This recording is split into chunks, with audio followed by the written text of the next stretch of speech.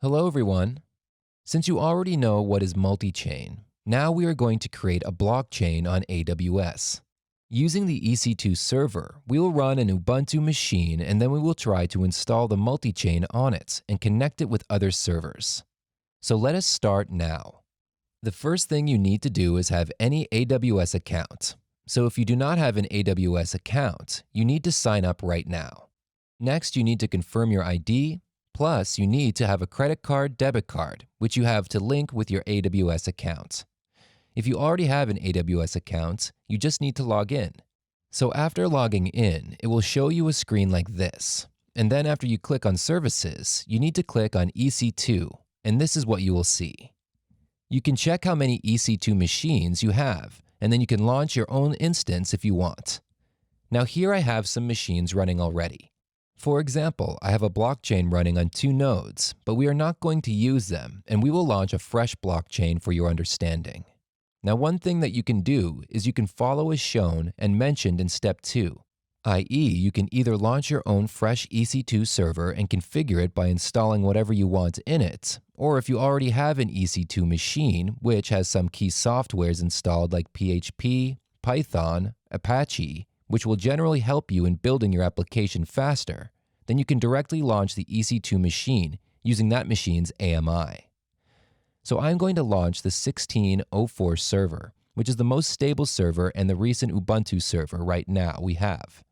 Though we also have a choice of others, but I would prefer to use 1604 because it has an LTS lifetime support.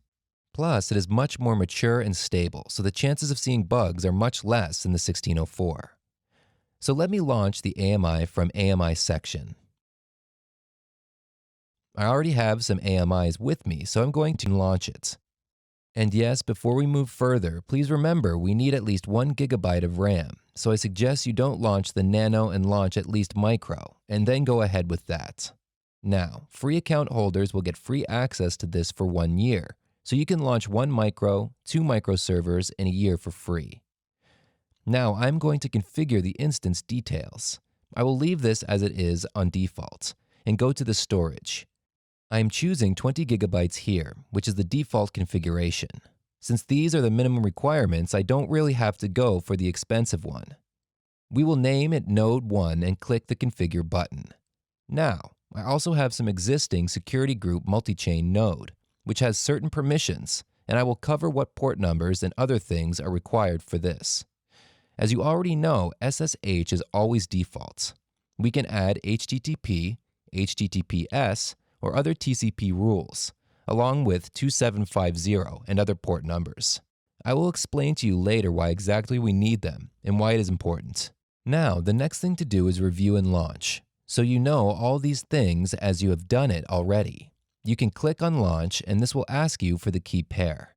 For this, what we will do is we will choose an existing key pair. I have this Node 1 key pair already with me, which I have already downloaded. I will now acknowledge that and launch instance. I'll go to this instance and we will wait for the public IP to appear so that I can connect using the SSH. We need some SSH terminal for this. Right now we can use Mac Command Terminal or we can choose to have a PuTTY or some similar software because there are many softwares available like Zoc Pro. For Windows, I prefer to use something like Zoc, which will help you in opening multiple tabs easily, unlike PuTTY, where many things are very difficult to maintain. As you can see, we have the public IP address, and I will copy this IP to my notes. I have a list of all the copied nodes here. And now we are going to put this IP address, because this is the new IP address, and this is the exact command that we need to execute.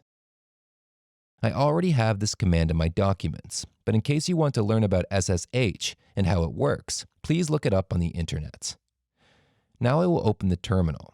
So what I'm going to do is, I'm going to paste this command on my server, which is up and running. I already have this node1.pem file in my node directory, and the permission of the file must be 400, i.e., it should only be accessible to the user. So, it will ask you to confirm the fingerprint. Just select yes, and that's it. And now, once the SSH is done, you will move to install the multichain. So after connection, it will look something like this. though the IP address might be different. Multichain is an open software platform. You can install it with the link given by the website, and there is a minimum requirements system asking for 64-bit Linux or 64-bit Windows operating systems. Ubuntu must either be 16 plus or 16.04 or more. Similarly, any Linux-based system will work. Since we have this terminal, let us now check the current directory. As you can see, currently we are on homepage, and if we check the directories, you can see something like this. Now we are going to install it, and to do this, we have to follow certain steps or commands. First, we have to type sudo su to switch to the super user. So now we are the root user. Next, we can make sure that we are at the home or Ubuntu folder as a safety check. After that, we make a directory using mkdir command, and the directory name we are using is tmp. So, if you do ll, you will see a new directory named tmp. Now we will move to the tmp directory, and as we are inside it, we will copy-paste this command, which has the recent version of Multichain for download. We will use the wget command, while you can use curl or any other command to download the tar file. Since it's a very small 5 megabyte tar, we download it and then untar this file, and here is the command for that. After the tar has been unzipped, we will move to the Multichain folder we just created.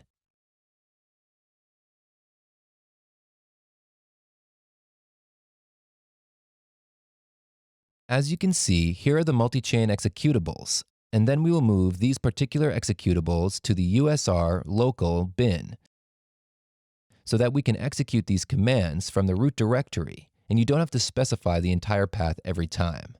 Now I will exit from the root user, and I will switch back to the Ubuntu. I am in the Ubuntu folder again, and to ensure that we have these commands installed, we will run these commands. Just copy this and paste it here. And after doing that, if you will see this message, then it means Multichain has been installed. If you run the CLI command, you will see such messages, which means it has been installed properly. So this was all about installing Multichain, and now we move to creating a blockchain and starting to mine the Genesis block, which is the first block in the blockchain. Now, to create the blockchain, you have to use this multichain-util command, which will be spelled as multichain-util create chain1. So I will create this with chain1 as the chain name. If we execute this command, it will display something that says, blockchain parameters set was successfully generated in the home folder. And now, if you do the LL, you will see that this multichain folder has been created. Post that, if you go to this multichain folder and list out everything again, you will see that there is a configuration folder and chain1 folder. Now, if you try to see what is there inside this multichain configuration, then you will realize this is empty and the size of the folder is 0 bytes. But if you go and try to see what is there in the chain1 folder, you will find 2 files. It is better to check the contents of these files so you can understand what exactly we are doing over here. When we do the cat multichain.conf, then we can see that we have 2 entries in the file, RPC user and RPC password, where RPC stands for remote procedure call. And when someone makes a remote call to your blockchain, then the user must have a JSON RPC username and password. After that, if you try to check the parameters in params.dat file, you will see that this file actually has the entire configuration of the blockchain, and we haven't initialized anything yet. Now, if you want to check whether the blockchain is initialized or not, you have to check the Genesis block details. And as you can see that these details are null right now, so it means the Genesis block has not yet been created. Now, we will create a Genesis block, and for that we need to start the multichain as a server, where multichain-d is a daemon. And we will paste this command as it is. It will now show you a message that multichain server starting and looking for Genesis block. Once it displays Genesis block found, it means that the Genesis block has been created. Here we have the complete address using which other nodes can actually connect to this server, or node. One important thing to remember here is that this machine, which we just configured, is node 1, and this is the administrator node of the entire blockchain. Next, we will check the configuration file again to ensure that all details are intact. Check the params.dat file, which, as you can see, was null earlier, has certain values now. But because of security reasons, you should never share these details of the Genesis block with anyone. For the purpose of this course, I want you to see these details, because I will be terminating this blockchain after that. And here you can see I have details of bits and knots, which is actually the random number used only once in creating a new block. In addition to that, this is the public key of the new block, and other details of block hash and everything is available. Ultimately, we see that the blockchain has been initiated after starting the server. Genesis block has been mined and everything is up and running. In case you want to check whether commands have been completed, the blockchain has been initialized and this server is mining its own blockchain, which we have just initialized without any other peer in the network. All you need to do now is go to multichain-CLI chain 1, where multichain-CLI is a command line tool, and then type getinfo. This will give you the complete details. From what is the version of the blockchain, protocol version, chain name, and even chain description are all visible. You can change the chain name anytime you want. This is the port where the chain is running, and we have to allow the connection to this port on this server itself, because other nodes will make requests to connect to this port. For this, you have to make sure that JSON RPC port is enabled and connected. Now, if you look here, there are setup blocks, node address, burn address, and other attributes. Under the blocks parameter, you can see that the total number of blocks in the blockchain is mentioned at that particular moment.